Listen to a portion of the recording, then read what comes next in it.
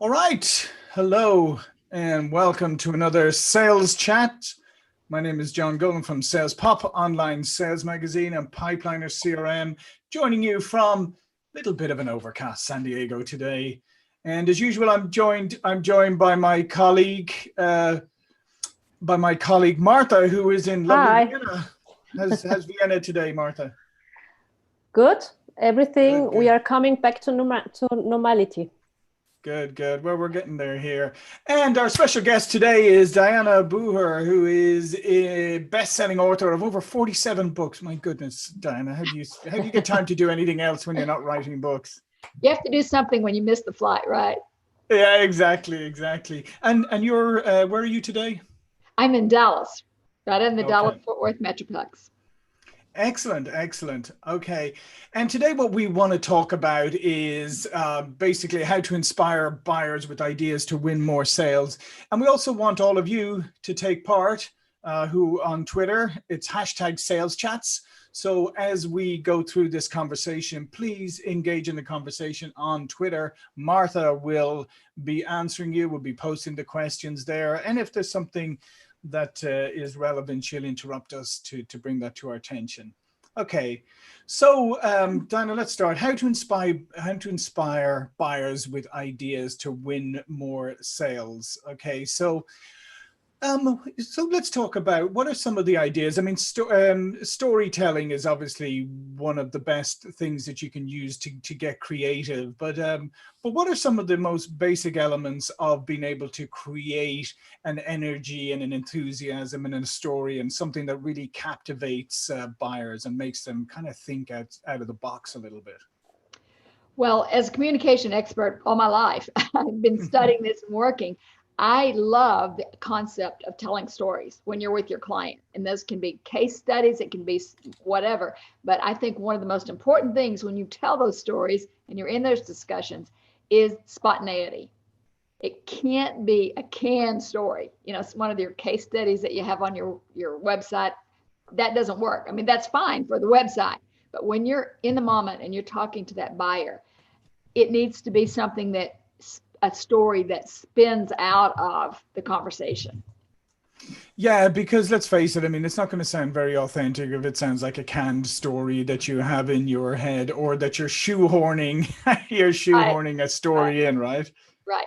I think another thing that makes that spontaneity work is when you spin off the client's comment or the prospective buyer's comment. In other words, it's not a topic that you bring up and tell a story about, but if they say something, I'm remembering a large energy company. I was talking to the CEO, and he was asking me to do some kind of communication project. I do remember what it was, but that's irrelevant. And when he said, "Have you had what kind of success have you had with this process before?" And I said, "Well, just a couple of weeks ago, I was in IBM, and the senior manager said to me, blah blah blah." That wasn't something that I had planned. I mean, it just Right. came because he said, "Well, where have you seen this work recently?" And that's so if you can spin off seemingly their comment, their question, then that also adds to the spontaneity, the first issue that I Mhm. brought up. I think the third thing that's really important if you're doing storytelling is to use the actual dialogue. And I think a lot of people don't know the difference between narrative, telling a story like Mhm. last week I did this, blah, blah, blah, as opposed to creating like a scene. So people are watching it Mhm. with you and using Yeah. the actual dialogue. Hmm. Yeah, because it is because otherwise you are in a narrative or you're in a monologue, and let's face it, I mean that's not a very effective way because you're kind of talking at people. When you go into a dialogue, and even if you're recounting a dialogue, it makes the whole thing come alive in a way that it mightn't otherwise, and draws people in. And that's at the end of the day is what you want to draw that other person into the conversation. Right. I remember a dialogue, since I'm talking about dialogue and how Hmm. important that is. I was hiring someone. Now, obviously, that's not the sales with the buyer, but she was trying to Hmm. sell me on a job. She Sure. wanted to come to work for me. And I remember this was almost 25 years ago, and I still remember a dialogue line she used when she was trying to quote close the sale on me. And she said, and I said, "Well, can you sum up why you're qualified to do the job. And she said, well, I'll just tell you what my last boss said. My last boss said, if the whole firm went down and he got in a lifeboat, I would be the one employee he would take in that lifeboat. And I still remember that comment. I mean, it was very memorable after 25 years. And so I think whether you're selling somebody on a job or promotion or your product, your service, when you use the dialogue, that sticks with people. Yeah. I know, I love that. And that's a fantastic story. But I love that idea and teaching people that you can deliver a dialogue that happened, right? So rather than just, as I said, a monologue, you can recount the dialogue. And because you're doing that, you're both watching a scene unfold, and it gets people much more engaged. Right. And of course, you always want to set the story up with an intriguing opening. Mm-hmm. I mean, the worst thing you can do is say, well, let me tell you a story about, or let me tell you what. Yeah. Instead, you want to say something intriguing. Let's say you said something like, honesty here is not always the best policy. And right. You can pause. And of course, people are going to say, what? What? Exactly. Tell me more about that. What do you mean by that? So launch it with an intriguing way. Yeah, no, absolutely. And so when you get into this dialogue, or you're starting a conversation, what are the different types of insights or different ways you might leverage it to provide different types of insights, to your prospect? Well, I think one of the things that you want to do is to use the stories and use all of your communication, the whole conversation, to find out what the real goal is, not the stated need. I think really often in my line of work with the Fortune 500 companies, many times, they've had a committee or somebody up in top has put together, go find this, go find somebody who can do X, or go find a firm that can do Y. And the way they state what they need is many times not exactly what they need. So I think what's important to you when you're selling is to find out what the real goal is. And so when they start telling you about this need and you're thinking, no, I can't do that, or that's not going to work for them, is to say, well, tell me what this looks like to you. What are you trying to achieve? And then you get at their real need. Now, when you do that, you've got to be careful, though, that you don't talk about, quote, educating your customers. I do a lot of work with 2 Fortune 10 companies, and they are bad. When I go in to work with their sales team, they are really bad about saying things like, well, actually, our customers don't know how to buy from us. They're not familiar with such and such. And I think, oh, whoa, wow, is that going to set off a customer? Because it's not the customer's job to know about you and what you do. As a salesperson, it's your job to lead the conversation, ask reflective questions so that you realize what they're trying to achieve. But don't phrase it, I need to educate my customers. You need to say, I need you to educate me about what you're trying to achieve. Yeah, because if you go down that road, then you very quickly, even if you've got the best product or service, in the eyes of a prospect or customer, you fall into the difficult to do business with bucket. Right. Or worse, I think, even than that, is being called or thought arrogant.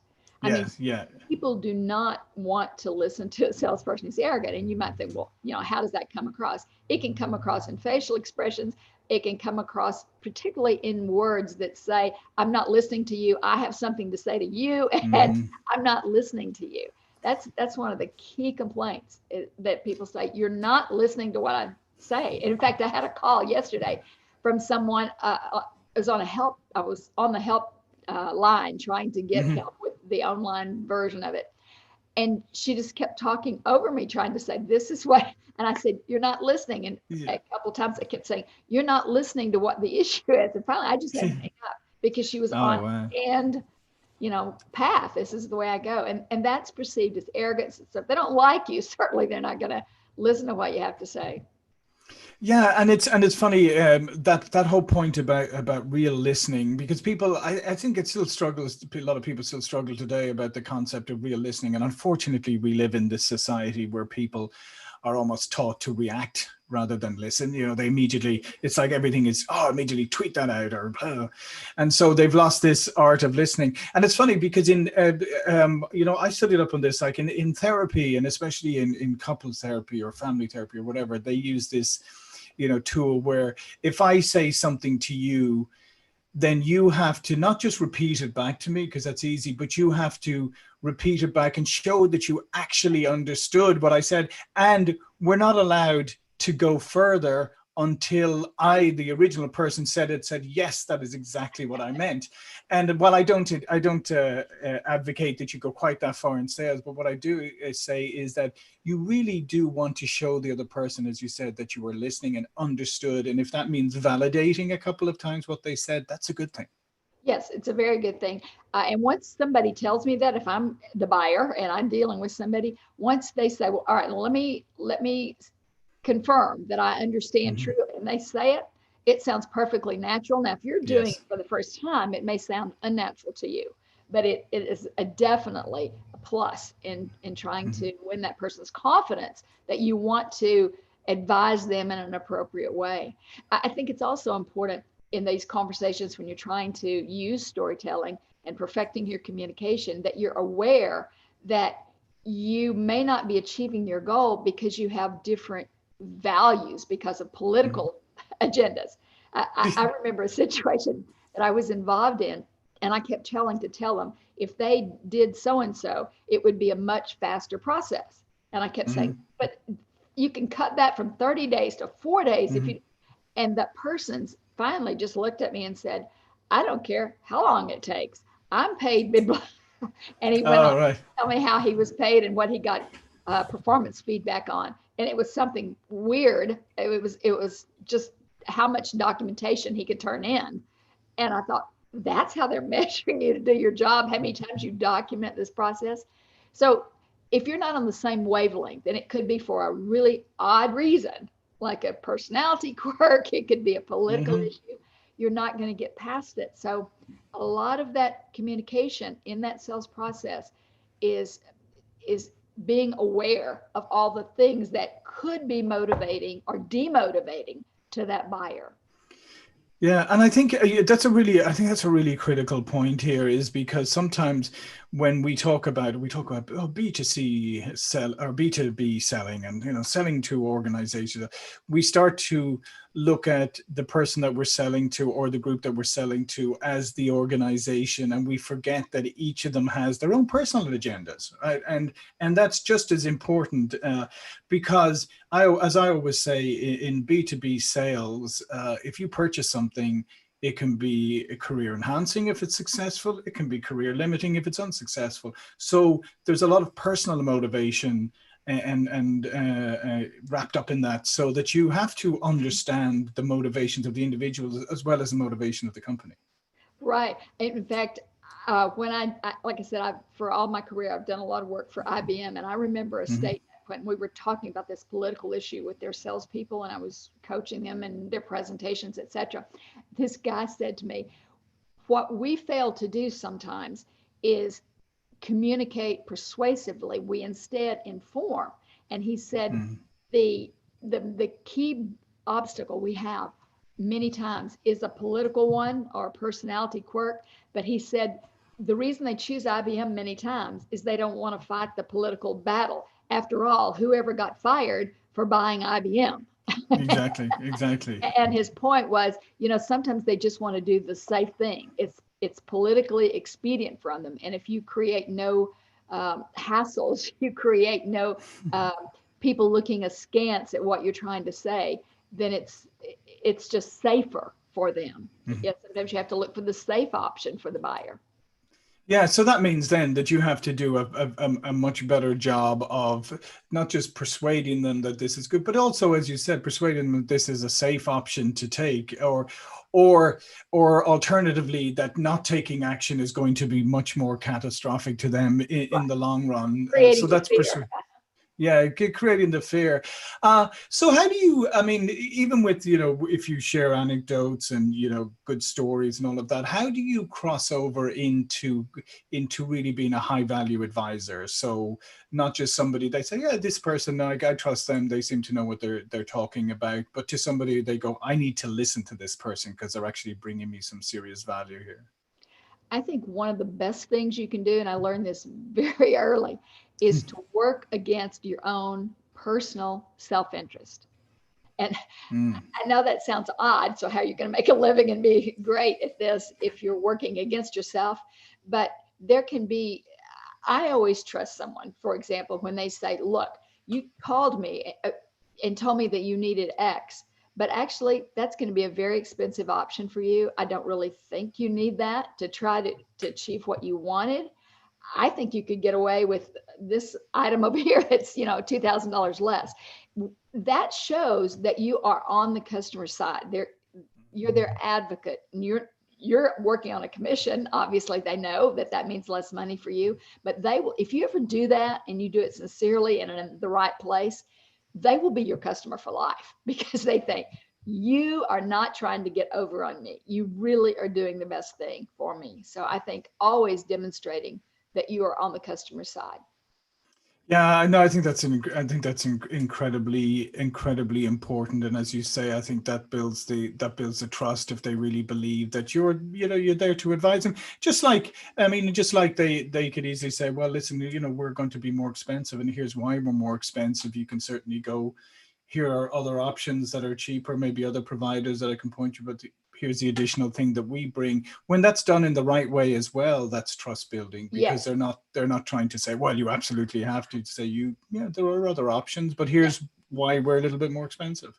Yes, that's absolutely it. The central thing that's common to both of those is that you're starting with what they're trying to achieve. Mm-hmm. I had a situation just because I do some book coaching occasionally, and I had a guy last week in my Facebook group who said, I'm not thinking of selling to a major publisher, which is what I want them to do, because I coach them to sell their book to a major publisher. He said, I'm just trying to get credibility for what I do over here as a copywriter. And so I think I'll just self-publish this book. And so I had to start back with, now, what are your goals, and how can you achieve that? And then ultimately say, with the way he was going to use it, that my option was not the best option for him. So, so now he's coming back to me with everything, because he knows I am not trying to sell him. I am trying to inform him about how he can best achieve his goals. And if that's makes me money or doesn't make me money, when you think of not that short-term issue, but their lifetime of their loyalty and referring other people and bringing other projects to you, that's extremely important.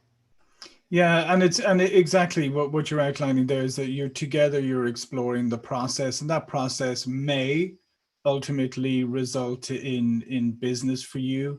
It may result in business for you later on. It may result in referrals for you or whatever. But if you go on that journey together and build that trust, then it'll go so much further than just a one-time engagement.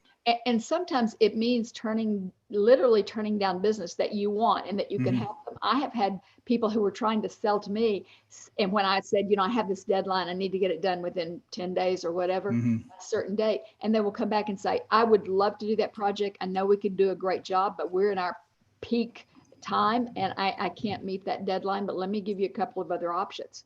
Well, when I have future projects, I'm probably not going to be going to those alternative options. I'm going to go back to that person who was trying to do the best thing to serve my need, meet my deadline.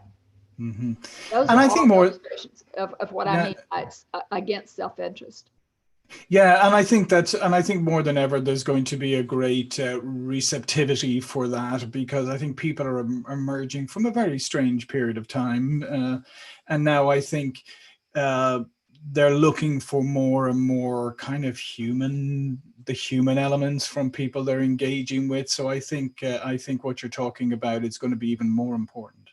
And I think even when you do work against your self-interest in the area of the conflict, let me tell you what I mean by that. I was talking to the CEO, and he had 17 executive vice presidents in the room, and I was helping them on a communication project. And he said, well, give me some feedback here. Should we put if we're going to train the whole company, should we put all of them in one group, or should we put them in light groups, have the attorneys here and then the engineers go through, etc.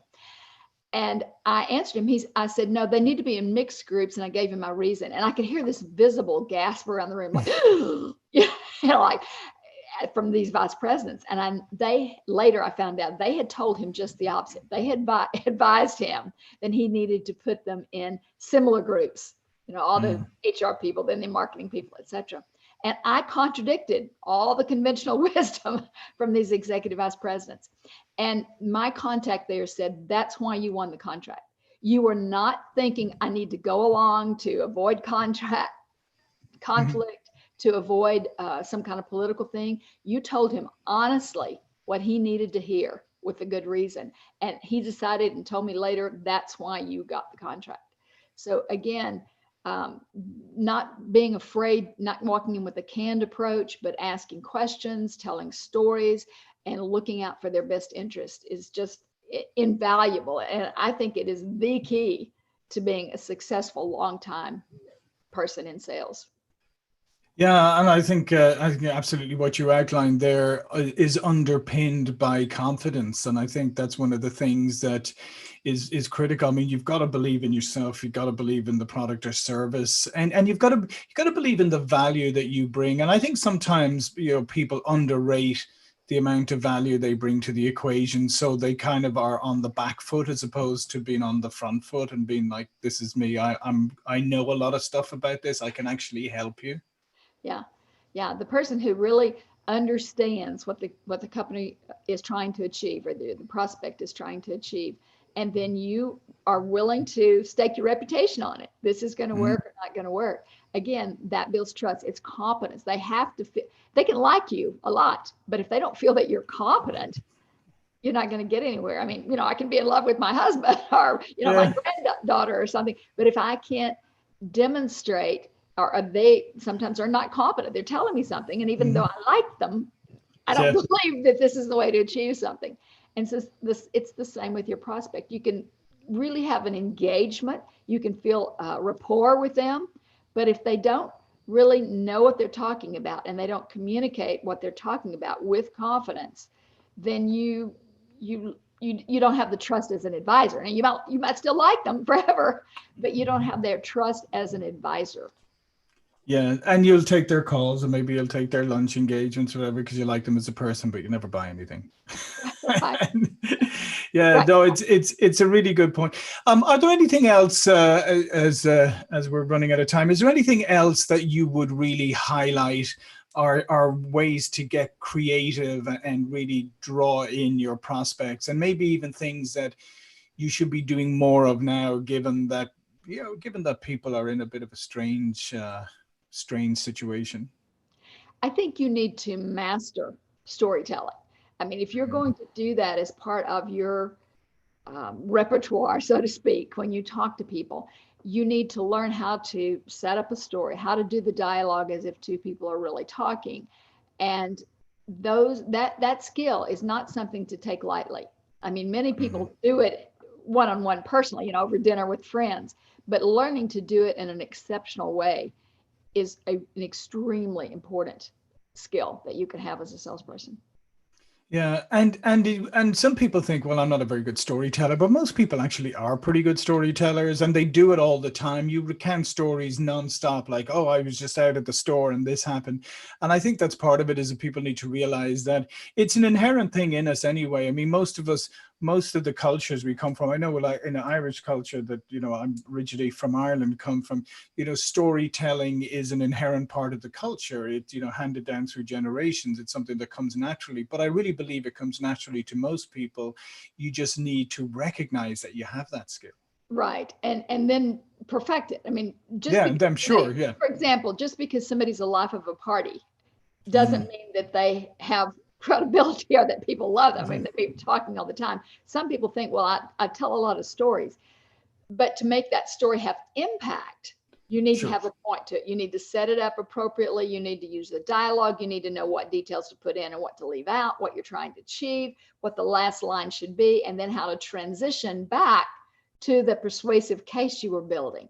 And that's what takes skills. Most people are animated, as you say. They tell stories all the time. They're not afraid to tell stories, but you want to take it a step further, and that is really polish those skills so that it really carries the weight with the buyer. Yeah, because I mean, no, that's an excellent point. Is yes, you actually have to edit yourself and make sure that everything is on point. Because how often have you sat in a situation where maybe you're with a salesperson or whatever, and they start telling a story, and you're sitting there going, okay, there's a lot of stuff in this that's not relevant. Like, get What's back the on point? topic, come back to the point, please. And people get carried away. Yeah, I mean, I think it's a temptation. You can get carried away with the story. You got to remember that it's a tool. Yes, absolutely. Using it as a tool for the end purpose that you have in mind at that time. I mean, you can take a story, a great customer story, a great case study, and make a lot of different points, but decide what is the point with this customer, and use the appropriate details and the appropriate closing line for that particular situation. Absolutely fantastic. All right, Dianna, at this point of a sales chat, what we like to do is ask the guest to provide a power tip. So something that you do personally to set yourself up for success every day. You mean in my personal life? Yeah. Well, I meditate. I read a Bible verse or a proverb from the Bible every day. Those things set me up to think positively. And there's a lot about communication, by the way, in the book of Proverbs management, and how you think about things, and attitude, arrogance, and communication. There's just so many great proverbs. So that's what I like to do. Yeah, and as you say, I mean, proverbs are a classic example, right? They're stories to make a point, and that's the format that we're really talking about here. Right. For example, one that I read yesterday that said, every side seems right until you hear both sides, or every case seems right until you both sides. And that's the same in sales. I mean, you come in and you make your point and you think, man, I have really nailed it. I really sold them. And then the next supplier comes in and it's totally different. And now your customer is confused again. So that's something really to keep in mind, to structure your presentation so that when the next side of the story or the argument or case is presented, you still come out on top. Yeah. And what I like to is, I think it's critically important that people look at how do they start their day. I think that's so critical, because I think however you start your day and whatever inputs you bring into your brain have a massive impact on the rest of your day. So if you start your day and you immediately go to news sites, and let's face it, news is no longer there to inform, it's there to provoke and a reaction. So if you go there, it's not there, but you're so probably not going to put you in the greatest, because you're going to read something that's going to provoke you or annoy you, right? And social media may be the same. You're going to see something that maybe, provokes you or whatever. So I do think that it is a good thing for people to think about, how do you start your day and how do you do it in a positive way that puts you in the most positive frame of mind. I would say to people, listen, you can leave the news to later, because if there's a meteor headed towards your house, one of your neighbors is going to tell you. Okay. Yeah. Well, listen, Dianna, this has been great. Before we go, please share a little bit more about yourself for the viewers. Well, I work with organizations to help them communicate clearly, and with individuals who want a stronger executive presence, particularly sales professionals that want to go in at the executive level to sell. And sometimes that's with a published book. If they have a new idea, new approach, new case study, they're trying to sell their product or firm, then I help them, I coach them on how to get their book published. Fantastic.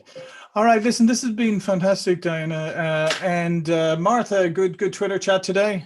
Very good answers. Nice. Yeah. Excellent. Okay, good. Thank you, everybody who joined us on Twitter.